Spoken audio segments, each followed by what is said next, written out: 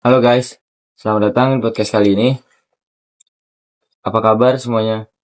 Semoga kalian baik-baik aja ya. Jadi kita bakal membahas tentang tokoh sastra Indonesia yaitu. Khairil Anwar. Jadi kita bakal ditemani oleh Evan dan Salma. Kita mulai dari yang paling dasar dulu. Van, siapa sih Khairil Anwar itu? Jadi, Khairil Anwar adalah salah satu penyair terkenal Indonesia. Dia dikenal lewat puisi-puisinya yang kuat dan punya gaya khas. Dia juga termasuk tokoh penting dalam Angkatan 45. Kalau kehidupan awal beliau tuh kayak gimana? Jadi, kehidupan Khairil Anwar lahir di Medan, tepatnya pada 26 Juli 1922.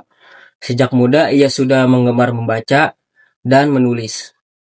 Berarti dia hidup di zaman yang cukup berbeda dengan kita ya? Iya dong, karena beliau pada masa Indonesia sedang mengalami banyak perubahan dan juga perjuangan menuju kemerdekaan. Kondisi pada zaman itu juga ikut memengaruhi perkembangan karya sastra. Jadi kehidupan pada zamannya bisa mempengaruhi karya yang dia buat ya? Betul. Nah, kalau bahas Khairil Anwar, pasti nggak jauh-jauh dari karyanya kan? Nah, apa aja sih karyanya? Jadi karya beliau itu yang cukup terkenal itu ada Aku, lalu ada Kerawang Bekasi dan Diponegoro. Kayaknya puisi karya aku cukup sering terdengar ya? Iya, karya aku itu termasuk salah satu karya Khairil yang paling dikenal.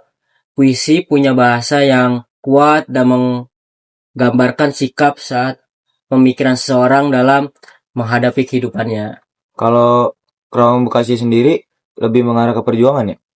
Betul, karya tersebut berkaitan dengan perjuangan dan penghormatan kepada para perjuang.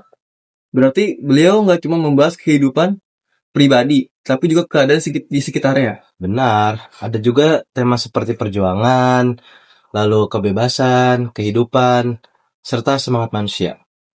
Kalau menurut kalian, apa yang membuat karya beliau berbeda dengan yang lain?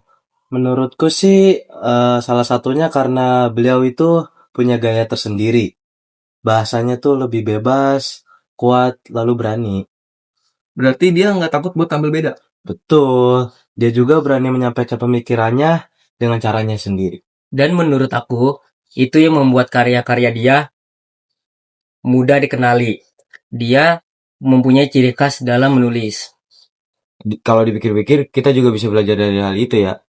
Nggak harus selalu ngikutin orang lain pas kita buat sesuatu.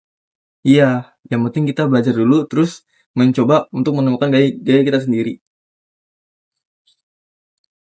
Jadi beliau sudah lama meninggal, tapi kenapa sampai sekarang namanya masih terkenal?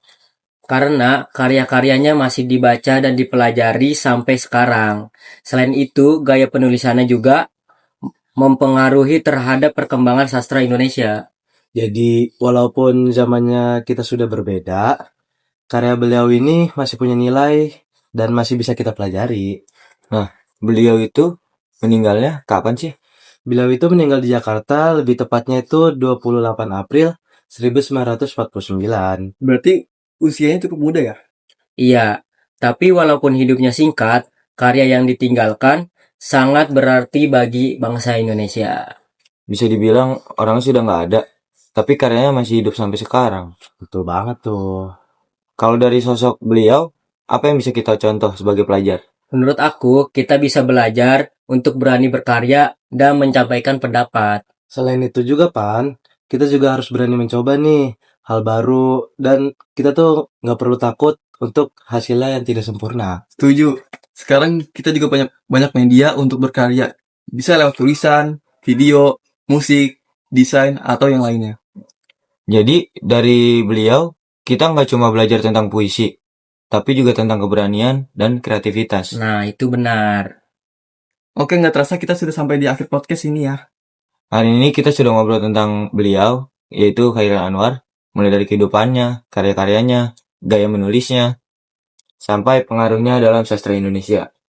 Semoga dari pembahasan kita di podcast ini, kita bisa membuat teman-teman lebih mengenal siapa sih sosok beliau, sosok Khairil Anwar. Dan semoga kita juga bisa mengambil hal-hal positif dari mengenal Chairil Anwar. Terima kasih buat Evan dan Salman sudah menemani obrolan kita hari ini. Dan terima kasih juga buat teman-teman yang udah nonton. Jangan lupa belajar dan jangan takut untuk berkarya. Sampai jumpa di podcast berikutnya. Bye.